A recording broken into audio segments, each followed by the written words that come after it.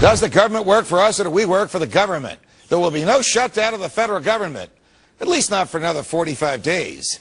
Tonight, is this any way to run a government?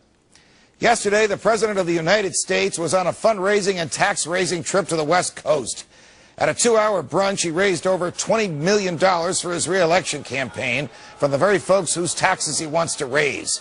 He was embraced there by a crackpot multimillionaire who actually asked the president to raise his taxes.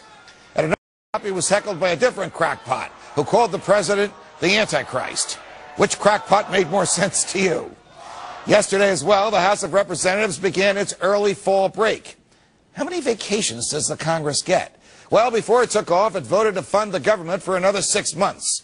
Included in that funding is additional money for FEMA, so it can give out welfare to those whose properties were damaged by tornadoes and floods and who have inadequate or no insurance coverage. The budget that the House passed also cut budgets of various government departments to compensate for the extra money going to FEMA. The House should be wary of taking too many breaks. When it took its last break in spring this year, the president invaded Libya. And when it took its break last month, Treasury Secretary Geithner scared the Congress into returning to Washington and giving him the legal authority to borrow another $2.4 trillion. And many so-called small government and Tea Party Republicans voted yes. Yesterday, the Senate, anxious to begin its own early fall break, voted to keep the government running for another 45 days. The big government crowd in the Senate fiercely objected to cutting any budgets to compensate for the additional funds to FEMA. But it caved and delayed making final decisions until the week before Thanksgiving, when the Congress hopes to begin its Thanksgiving break. The small government crowd refused to challenge FEMA, even though it is nowhere permitted by the Constitution, and it caved. Since the House budget is only for 6 months, and since the Senate budget is just for 45 days, the House still needs to pass the Senate version before the end of the day this coming Friday. The government's fiscal year ends on Friday night.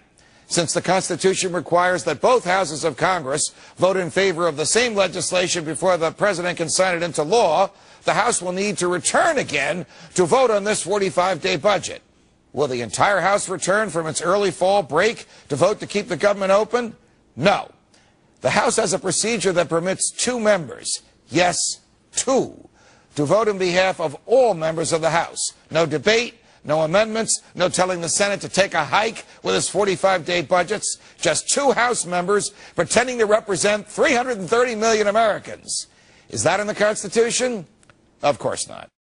The bottom line here is that the federal government will not shut down on Saturday morning, but it might do so during the week before Thanksgiving, before Congress's Thanksgiving break. As Freedom Watch commented last night, you couldn't run a business this way. Imagine running your household if you didn't know what your income would be and couldn't agree to pay your bills more than 45 days ahead of time.